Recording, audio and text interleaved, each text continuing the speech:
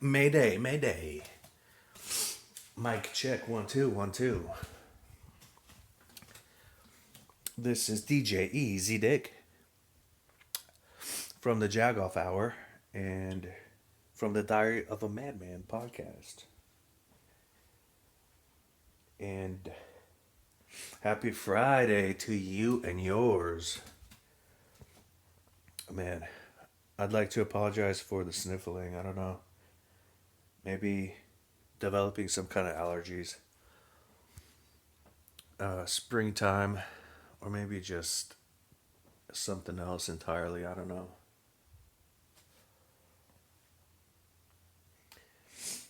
But I had some positive feedback from the last podcast.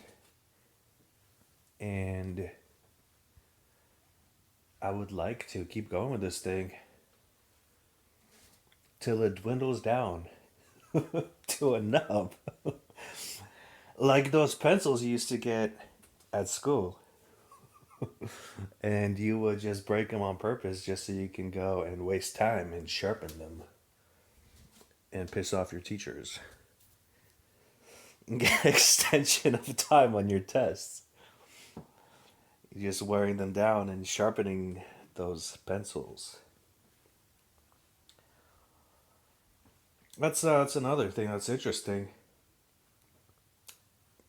When I was growing up, I had the opportunity to go to. I had the opportunity to go to a couple years of grade school back in Europe, back in Eastern Europe, back in Ukraine, before there was a war and stuff like that. I had a pretty good childhood.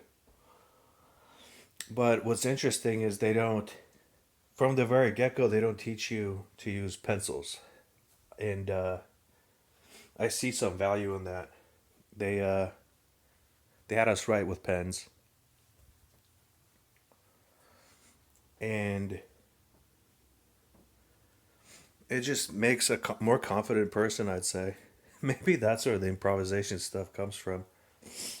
But it was instilled on me to kind of just, you know, accept the consequences of writing with a pen because you cannot erase those. Especially with math, they had us. We weren't doing anything like advanced or anything, but remember yourself in grade school doing arithmetic, doing basic addition, subtraction, multiplication, division, that kind of stuff. But you had a pencil because you could make mistakes and erase things. Not with us. We had to. They taught us from the very get go to get very developed penmanship and kind of like the scribes, like the Jews when they're copying the sacred texts. They were only allowed three mistakes for the entire thing before they had to scrap it and start over. We had something similar. We had these things called tетрадки, which are just your like composition books, and we had two forms of them. One came in a grid form, and here we call it graphing paper, and we use this kind of stuff here too. But they got us starting with those right off the bat, first grade, second grade. They got you using graphing paper, and they got you using college ruled. They were much flimsier. They were meant to last for just the one term. They That's one thing in America we got the really nice the 5 star. Mm,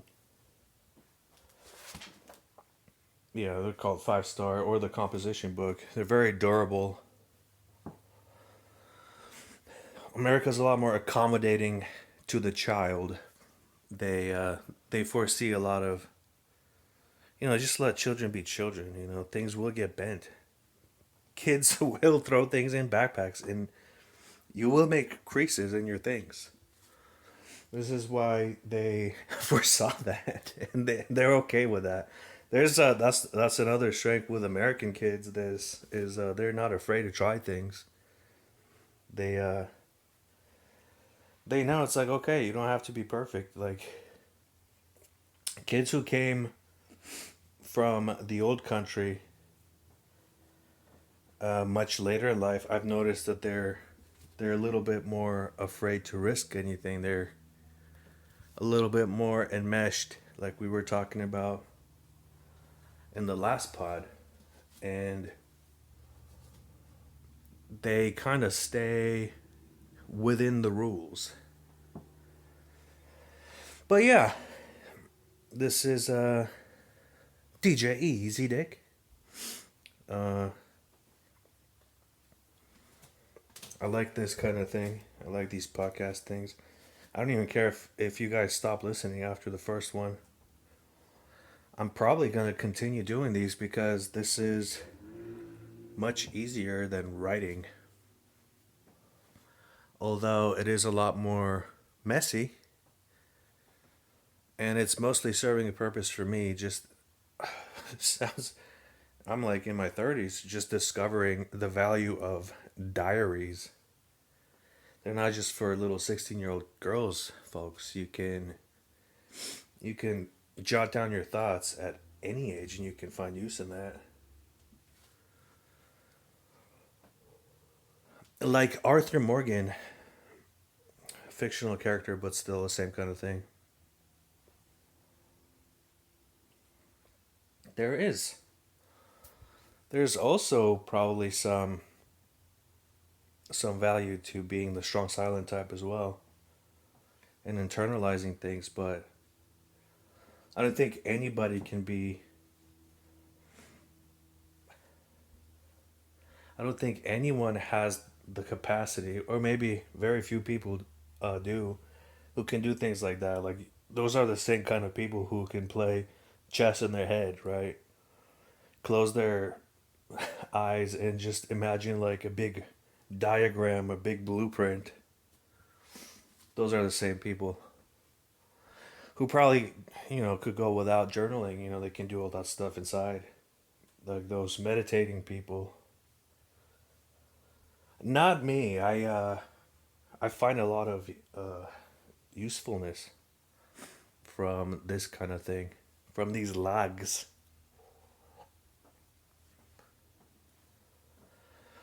I also am mindful. There's different technology out there. I'm just using my phone right now, but eventually I will get a microphone with one of those sound uh, sound. I can't remember what it's called right now, but basically every single podcaster is using those just because it's just so unfair to the listener to listen to all the mouth sounds and all the breathing. It's weird. It's a very low quality kind of microphone, but for now it'll do. And eventually I will make effort to improve on those things. And I will improve on my diction as well. I kind of just pacing right now a little bit just because I have so many things, so many thoughts. This is kind of for myself almost.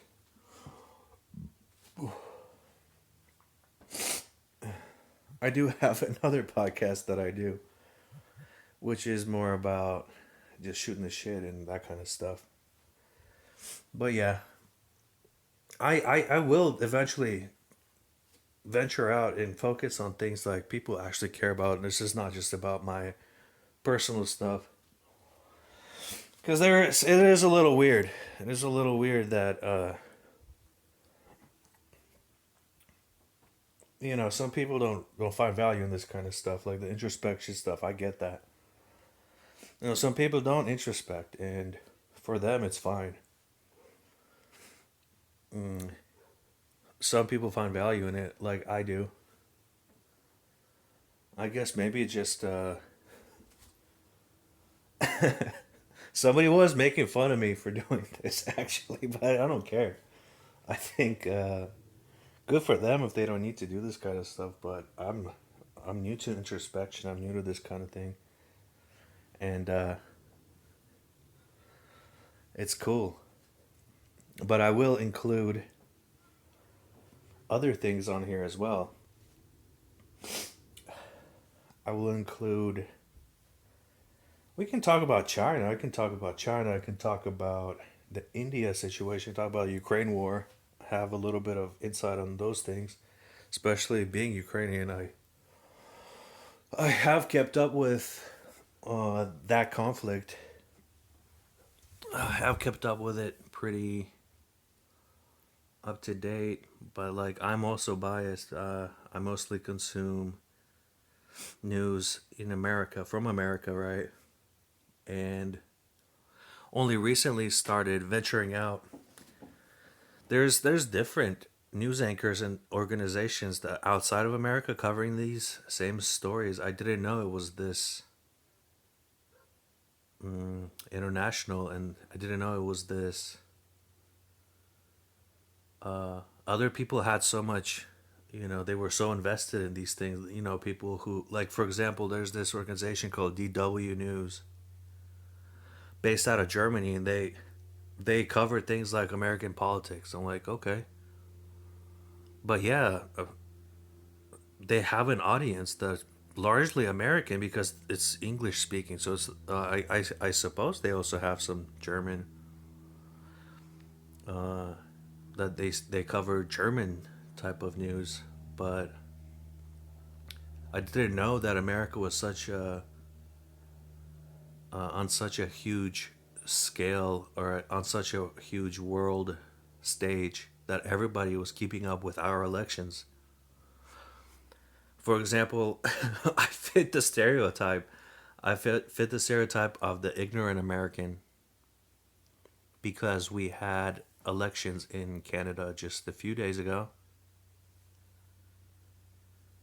and nobody cared here.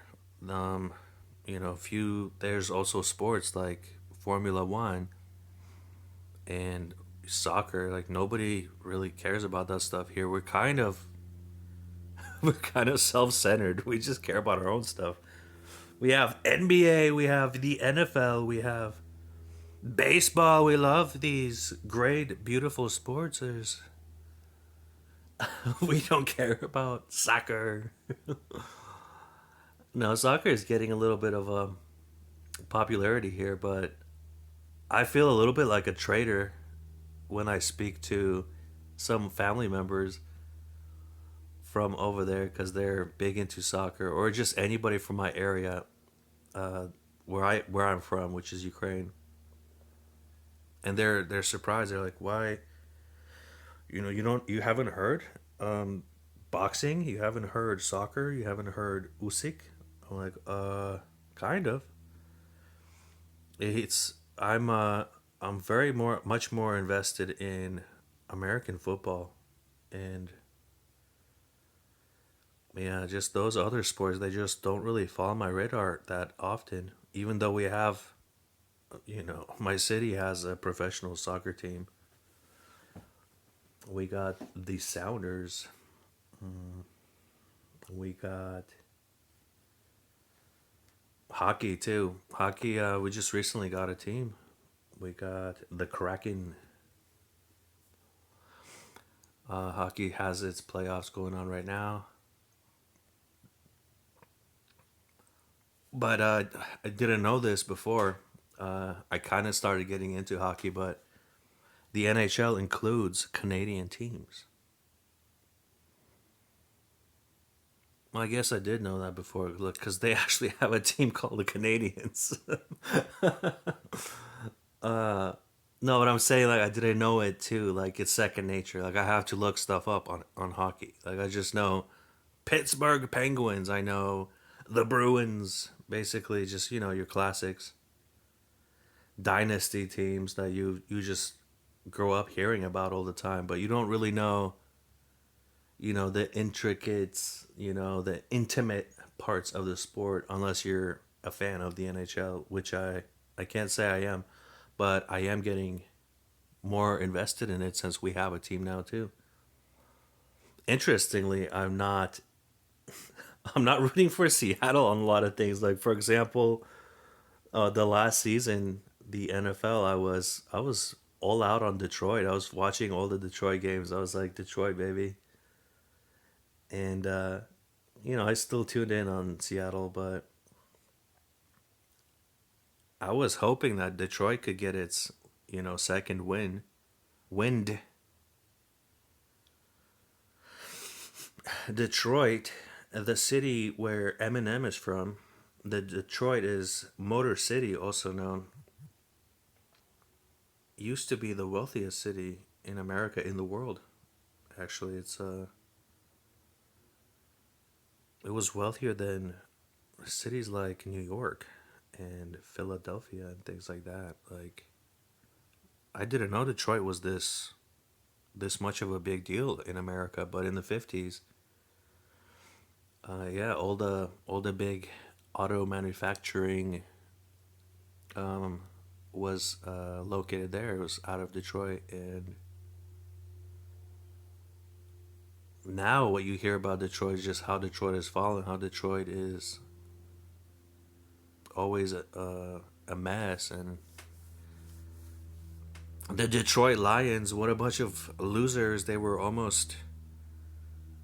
Mm, they were almost like a standard for mocking people, or like almost like the Cleveland Browns uh, level of success.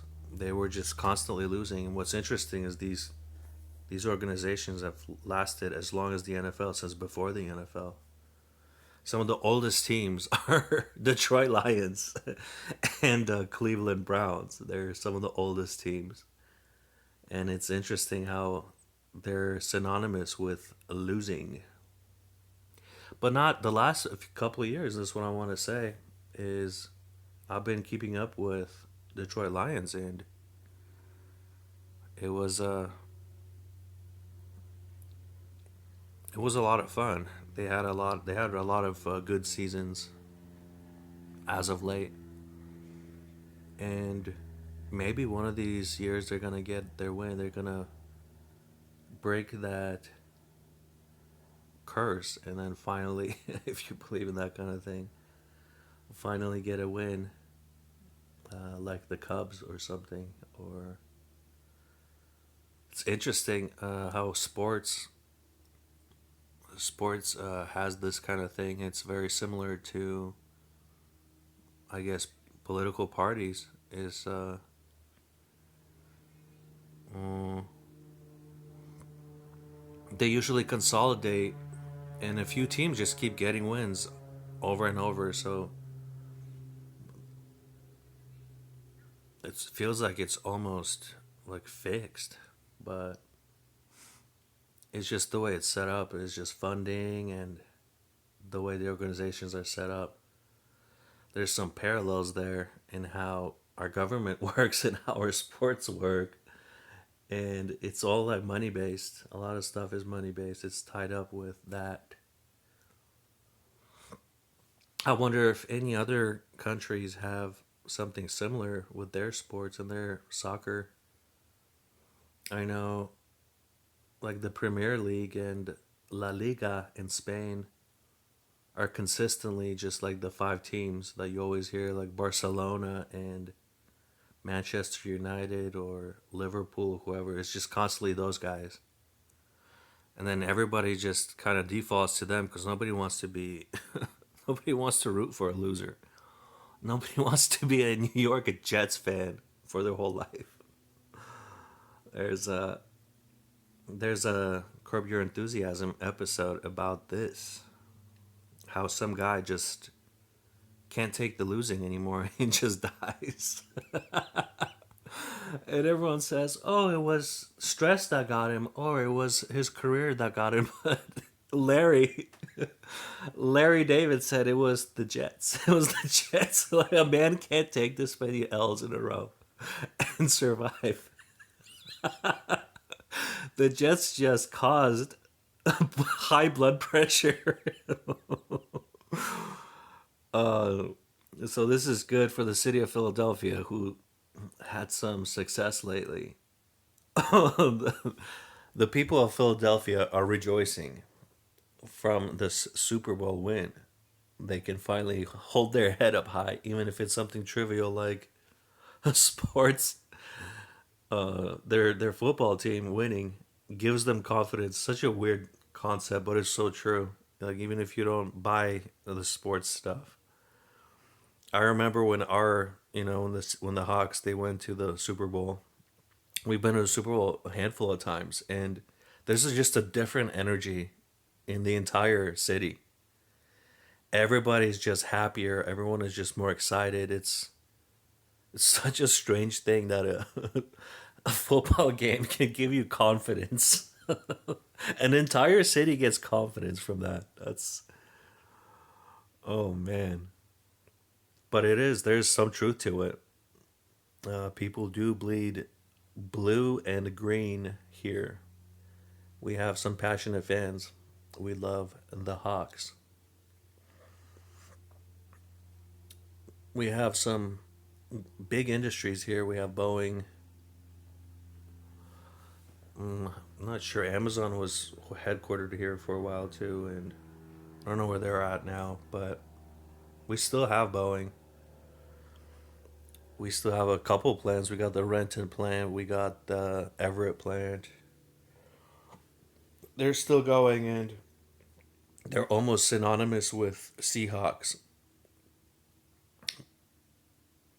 Kind of like the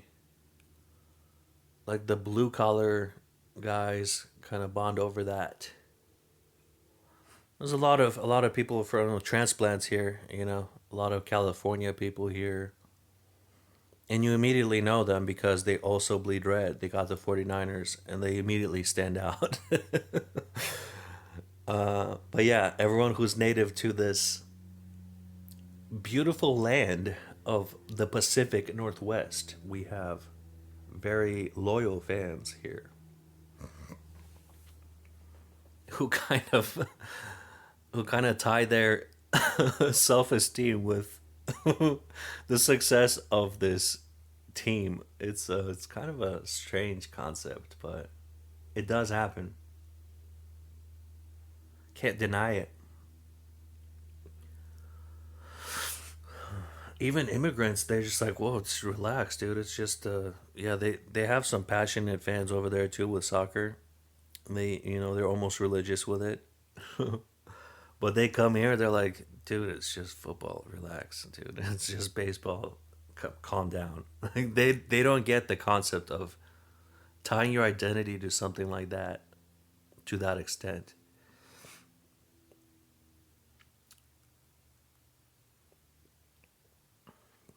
We kind of go out on a bunch of things. It's just more accepted here. We have super fans that just make idols out of celebrities. Like there's people who literally their identity is I'm a fan of the Jersey Shore or something like that. I'm a fan of the Kardashians. I'm like, okay. Or my identity is I'm from Seattle, so I will wear my Seahawks gear and my Mariners gear and my oh man, we had the Supersonics. Man, I missed the Supersonics so much. They were taken away from us. We had such a great team, such a breath of fresh air in that organization, Supersonics. What a cool name too. I wish we get that team back. We deserve a basketball team. It's been too long. Been too long. We need NBA back in Seattle. We love the NBA here. I guess not enough. Apparently, we just the numbers weren't there, so they moved. But yeah, we have a lot of billionaires here who can just buy a team for us. Any one of them. Bill Gates. I expect more from Bill Gates. He should provide for the people instead of doing his malaria vaccines or whatever he's doing. Bill Gates out there making imitation meat and buying up farmland and doing the vaccines things in Africa. Like he's so rich that sports is just below him. He could afford like the entire NBA if he really wanted to. You could probably get the entire NBA or at least half of them if he really wanted to. And that's probably what I would do. I would do something stupid like that. I would ball out on the most dumb things like yachts and sports teams.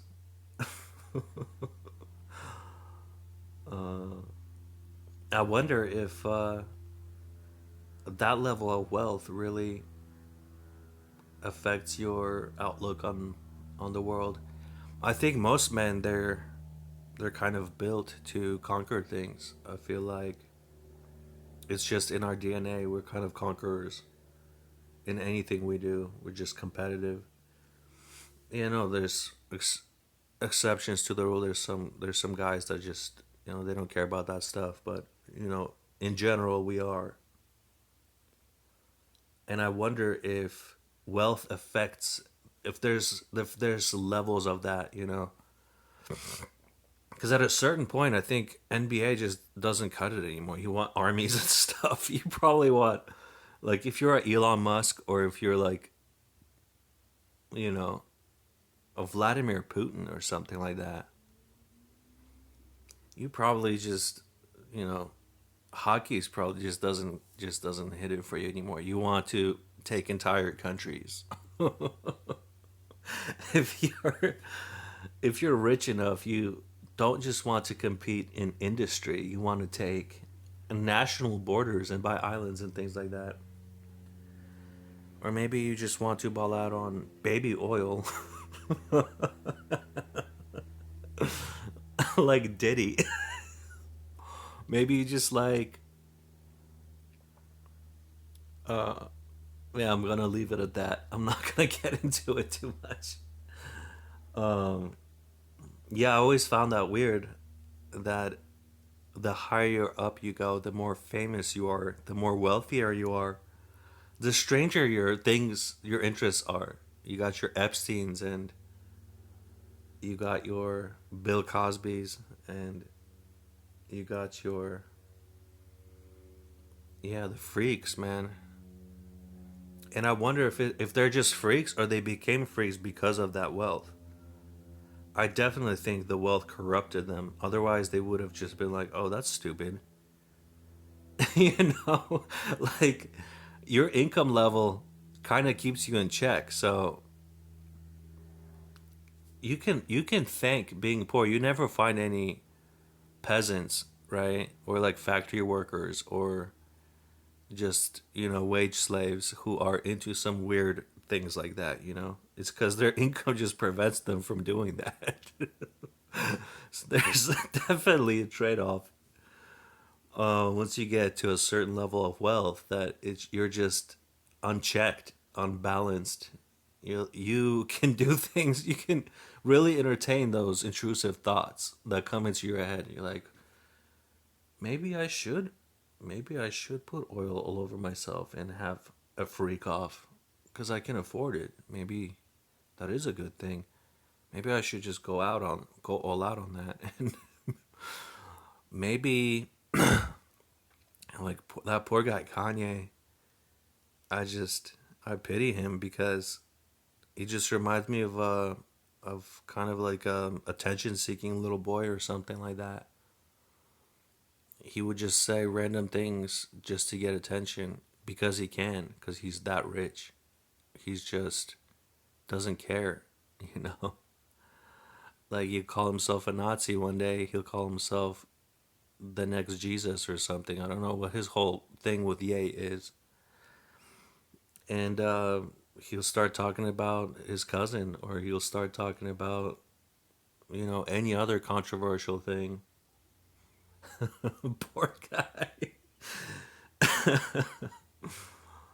um, I think Kim kind of did him dirty, actually. But he should have saw that. He should have saw that. He knew he saw that video. Most guys look at that video, right? The Ray J video and the Kim video, and they're like, okay, so that just happened.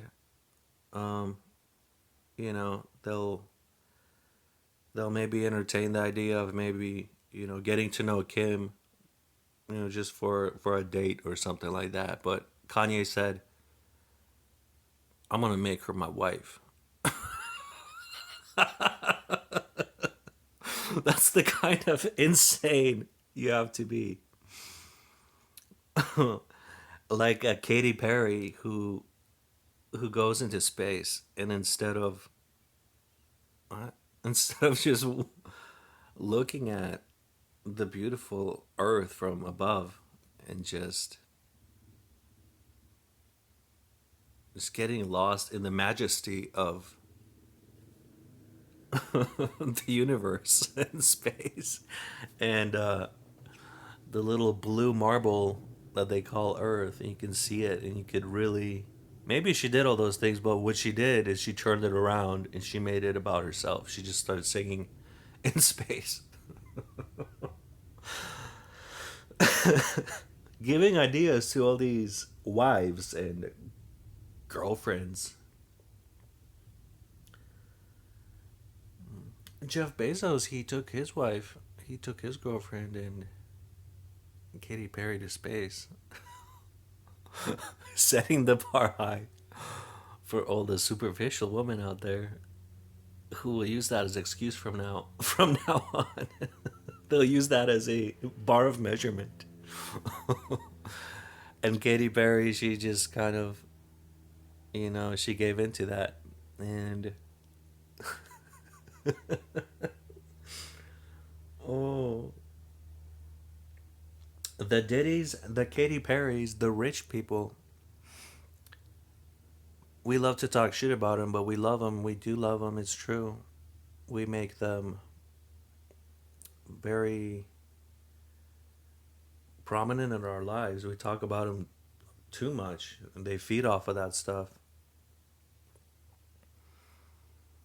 And some people say it's one of the lowest forms of conversation, but this kind of stuff just, oh man, we need those kind of things in society where we can have scapegoats and things like that. That's a very old kind of concept. The Jews have something similar. The Jews had scapegoats where they can actually an animal, like they had a sacrificial animal that they would put all their grievances and their sins on, and they would just let it out from the city gates. We kind of have something similar going on with our celebrities. We take all of our qualities and things like that we don't like about ourselves, and we see that we find those things in our celebrities, and we just kind of put it on them as a way, because it's easier than just putting that focus on yourself, taking that focus and turning it around on yourself and doing the same thing. Nobody wants to do that. That's a scary thought. um as somebody who introspects, even I don't like doing that a lot, but I am open to the idea of finding my own flaws and things like that. Like like this podcasting thing revealed to me how retarded I sound on a few things. I just, oh, just not the smartest sounding person. I didn't realize that until I started listening to like the recording of what I said, and I'm like, okay, well, I guess I am that level of intelligent. There's the evidence for you. The dumb the dumb DJ Easy Dick, the ramblings of a lunatic, the diary of a madman. Kind of a, there's this thought in psychology. Of course, I'm gonna give you some. Of course, I'm gonna give you some biscuits and gems from the psychology world. Of course, I will.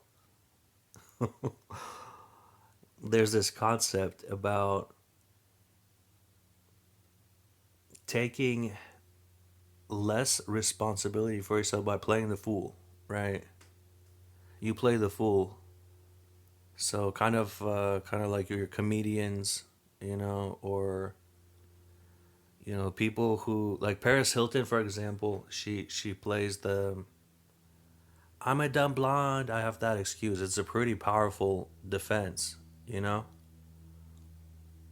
Just it's like, don't hold me to a higher standard because I'm a blonde. What the hell do I know, right? And it's kind of a smart thing because you don't want to reveal that you're so intelligent to somebody, because that just creates uh you just create like opposition immediately. You don't want to come off like too domineering. You don't want to make people feel stupid, because that's what we do subconsciously. We judge people, we gauge people based on what they say, and we compare ourselves, and we kind of adjust. Oh, very few people can take, the idea that somebody is very intelligent or so much smarter than them, and then continue treating them the same way, like, oh, they're just a flawed human. They just either like put them up on a pedestal, or they just judge them, or say, oh, I thought you were smart, how come you don't know this. Or so a lot of people, they like Paris Hilton's, it's a form of genius, I think, and Kanye West also a form of genius too, is they play the fool. They say things so outlandish that people just discount a lot of your bad behavior, or a lot of your ignorance on things, just because, oh, he's just a crazy guy. Of course I'm not going to hold him to a high standard. you know Paris Hilton, I'm just a blonde, but she's a genius too. Kim Kardashian, I'm just going to put plastic in my ass, but she's also very intelligent. Or if she is, maybe not a high IQ person, but definitely a cunning person, you know, like a street smart thing. Like that's another thing with IQ. It's a pretty pretty useless form of measuring intelligence, because it's very limiting, and it could just it's good for like STEM career things, right? But it's largely discounted now. Like nobody uses IQ. Things like emotional intelligence are probably more useful in society. Like if you're a likable person, that can kind of take you further than if you're this brainiac and you're just this dighead, or if you're just one of those people that has to, get the last word in, and you have no sense of humor, like that kind of thing. See, IQ doesn't really measure those things. They don't measure. They measure just your. There is some value to it, but it's largely useless. Like you can be a very high IQ individual and just be a loser.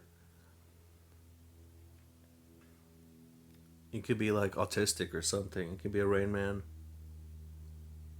and yeah, you could have memory that's like a photograph memory, and have 160 Einstein IQ, and just be able barely function in society. Like a lot of these guys, they just end up in just regular jobs, regular careers.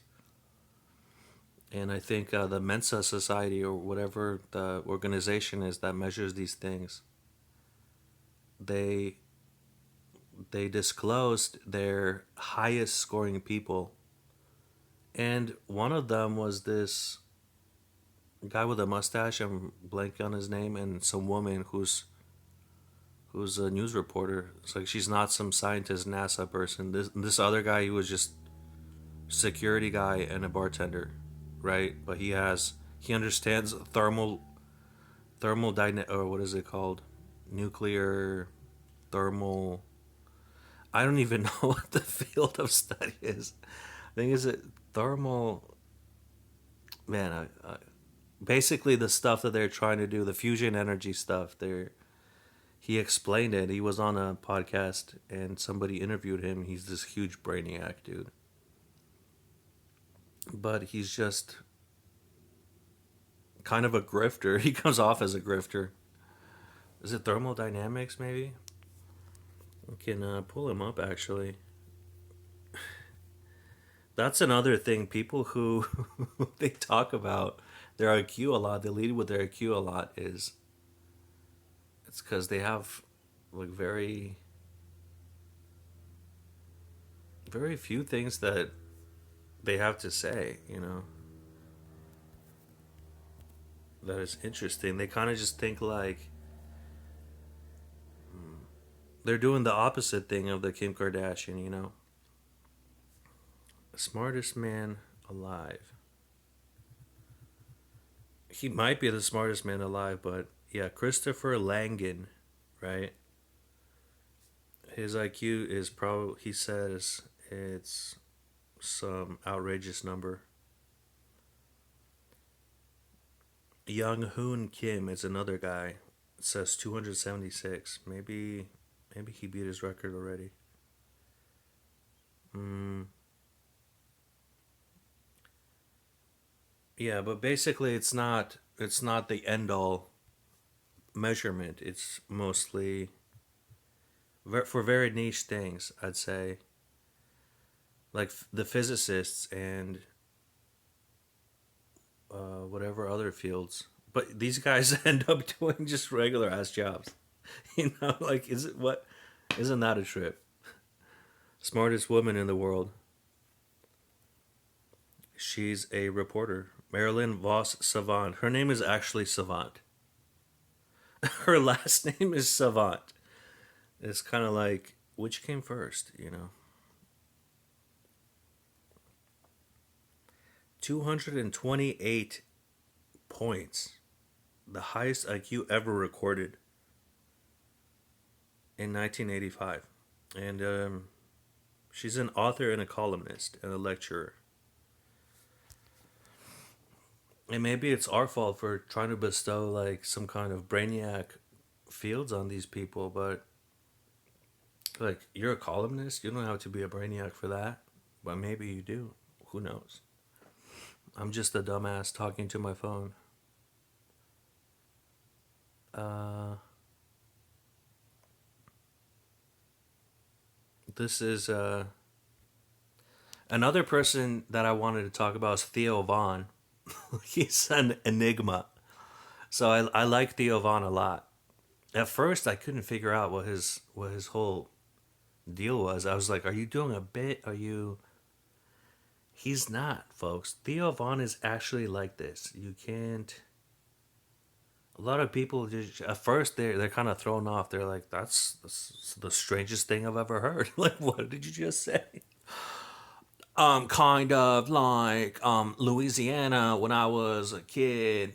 My teacher, he used to fill up his tank with vodka, and he would smell like vodka, and everyone thought he was an alcoholic, but he was just trying to get to school on time. He would say things like that. Like he has such outlandish stories. I just can't stop listening to this guy. Some people say Theo Vaughn is kind of a genius. So it's very subjective, I guess. Like everyone has this idea of what intelligence should be, but I think you should take into account other things like, you know, humor. I think is a pretty good one, and just your social adaptiveness. Mm, you don't even have to have a very refined vocabulary to be a smart person. And you could be just like a lexicon, you could be a dictionary, and just have a personality of a tire hub or something like that. Like System of a Down, seeing life through the eyes of a tire hub. Eating seeds is a pastime activity. Serge Tankian also probably a genius as well in some kind of eccentric way. He sings really weird. If you guys are probably, I don't know if you are like rock fans, but System of a Down is kind of intergenerational, inter genre kind of band. You know, they kind of just everybody likes those guys. I can't understand it either. But there's this certain phenomenon about them, and I think Serge Tankian is responsible for that, and their guitarist. They bring this certain energy that people resonate with, like no matter like whatever you grew up on, like if you're a hip hop person or if you're a bass head, if you're a rapper, you would probably like System of a Down regardless. Or if you're just like a classical music person or a jazz person, or if you like polka, you would probably still like System of a Down. It's the craziest thing ever. I've If you've seen fans of System of a Down, they come from every background. There's uh, anime kids who like it, and there's college professors that like it. They have those weebs, those black weebs, and yeah, there's definitely some kind of intelligence in Serge Tankian's performance that he's able to bring together this many people that maybe someone like that savant lady, she just couldn't do that, right? Even though she could probably beat him at chess or something like that, like the Magnus Carlsen. You know, also a very high IQ individual. But you've seen his interviews or when he speaks to the press, he's kind of or let Elon Musk or somebody, somebody like that. Uh, they just kind of talk about really niche things, and I don't know. It just doesn't keep my interest for that long. I can't listen to Magnus talk about chess because he's just on such a high level that it just goes above my head, right? Or Elon Musk, and when he starts discussing things,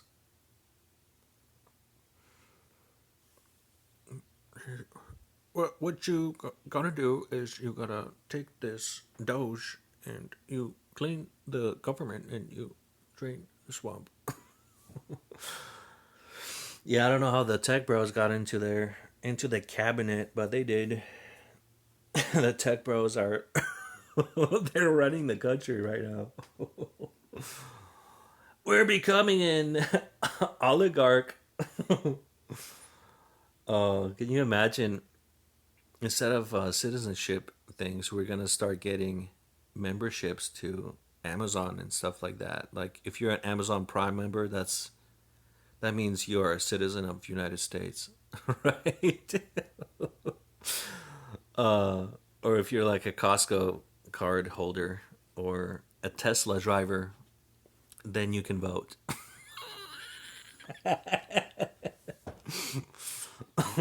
It could lead to that. It would be kind of interesting. Um, I had this crazy thought as well in Libertarian Party. They have they have something that is almost retarded sounding, and it's called the free market economy, and it's like a anarcho capitalism. It's a very big with the libertarian crowd, and it's mostly a theory, and it just means it's unchecked, unregulated. Just let it run wild, and that kind of society is the freest kind of society they can think of. You know, it's like taking what Adam Smith said about the free market economies and laissez faire, whatever that Latin term is, and just really running with it, like taking it to 100. The anarcho capitalist, the anarchy, no governing bodies, no SEC, no IRS. Basically, Costco running America. Think about that. Maybe it'll be cool. Maybe it'll be more efficient, but I don't know. I've entertained those kind of ideas like in a troll form, but I'm somewhere half serious about those kind of things. Like I would be open to try something like that, but I'm sure it'll get corrupted just like everything does eventually. I don't think there is a perfect system. I think we just have to just do this musical chairs thing. It just goes in cycles, and after this one runs its course, it gets like corrupted. We just start over. We tried this new thing. Well, maybe we'll go back and give socialism a try again. Maybe we'll become fascists for a decade, and then we'll rebuild this thing again, and it'll just keep going and going and going. What if our entire economic system and our political system and our society was based on something as trivial as like manatees in a big pool who take a bunch of balls, and these balls have little words on them, referencing the South Park episode. Or what if it was just like a spin the wheel, like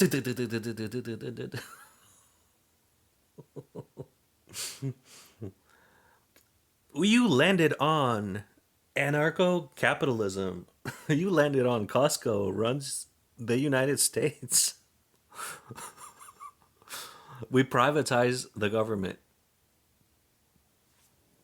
Hilarious. We privatize the military too. Instead of the American flag, we just have this big Costco flag, and we just sustain ourselves on food court on hot dogs for $1.99 and pizza and chicken. And we call the Costco party. We're called the Costco States of America. Okay, this is ridiculous. Oh my gosh. Oh, how far are we? 53 minutes. Yeah, this has been way more fun than usual. I like this a lot. I did want to say something. I did want to say something about China again, and I didn't. I talked about Kim Kardashian and baby oil, Costco States of America.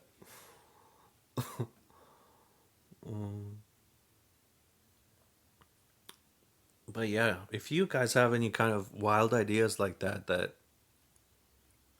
I know these political type of things, they're kind of people take them serious. This is just for entertainment. We're not political people. We're just saying things kind of like Kanye. We're just saying outlandish things. We're taking a page from Kanye. We're talking about hypotheticals, but if you guys could pick one ideology that you could try out in your lifetime, what would it be? Would you just go back to something like, socialism or something like they have in the Scandinavian countries, like a welfare state, kind of a nanny state, kind of a, or would you like a meritocracy, which just means, you know, ba- you're judged based on what you do. I think meritocracy is a pretty good one, but I do sometimes think about how life would be if we had, that collective, high tax thing, and then we can take 12 weeks off of a year, and our education is paid for and our healthcare is paid for. That's insane. That's pretty cool. Think about that. Like for the average citizen, somebody who doesn't care about all those, minimum wage things, and it's like you just get straight benefits, right? Like what do we get for our tax dollars? Sure, we get, the opportunity to trade on one of the best markets in the world. We have the world currency. Sure, we have all these cool things that we have too, but then like we still have to take a huge giant L on healthcare. I mean, we have insurance and stuff, that's cool. Like a lot of people pay for insurance. It pretty much works for a lot of people. The insurance thing, if you're wealthy, you can just, buy a premium insurance with no deductible, and you'll get the best healthcare in the world, arguably.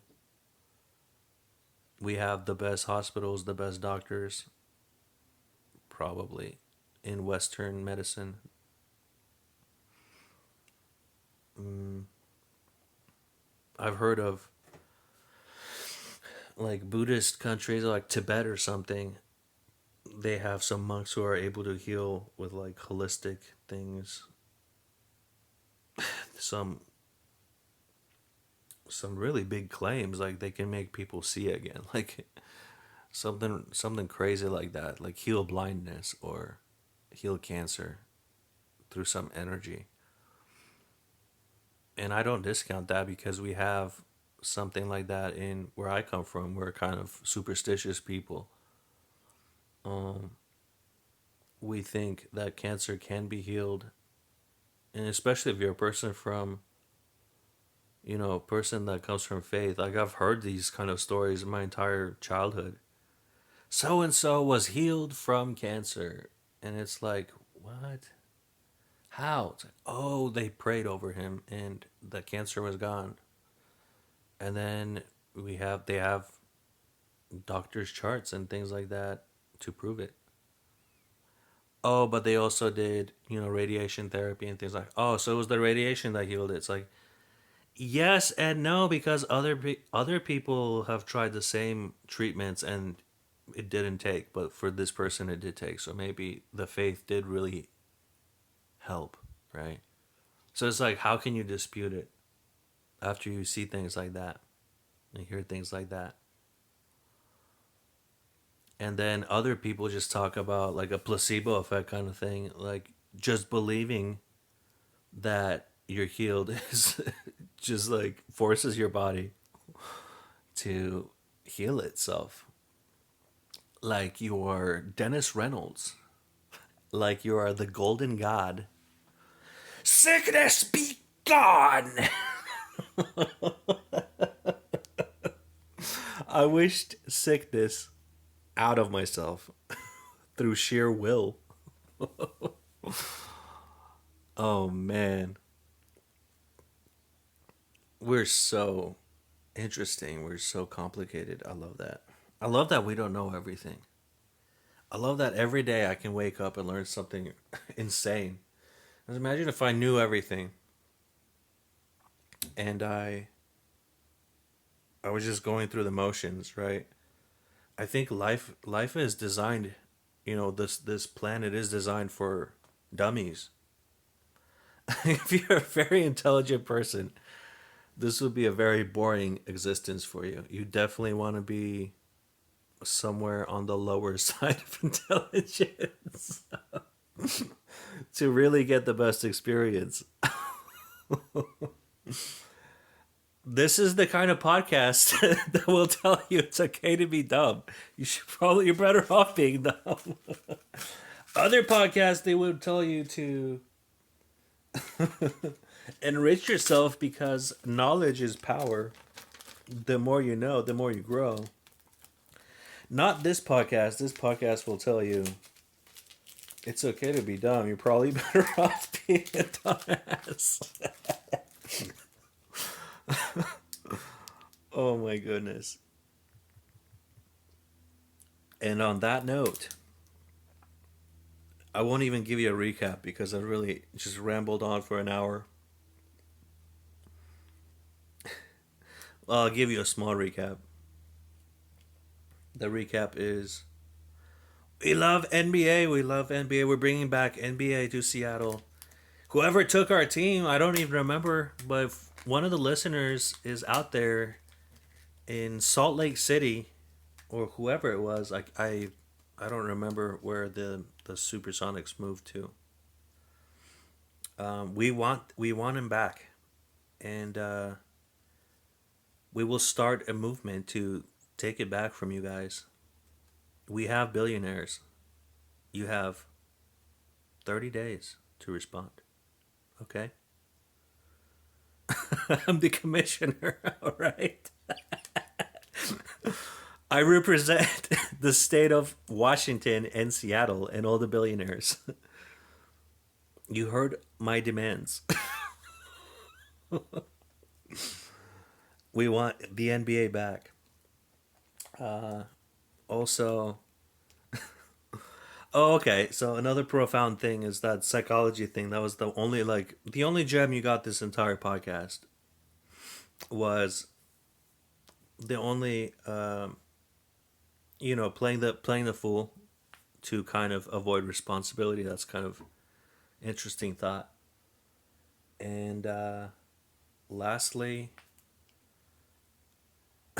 oh yeah, IQ isn't the best measurement of success or intelligence. It's actually kind of, yeah. I brought up a lot of examples on how that's almost a useless kind of number unless you're one of the STEM people, the STEM career people. Unless you're a science bitch, as I affectionately say it, because I'm a fan of Always Sunny in Philadelphia. We love Always Sunny in Philadelphia. It's a great show. And quoting Mac. But yeah, this has been fun. It's been more fun than usual. Uh, Signing out. Peace and pussy grease.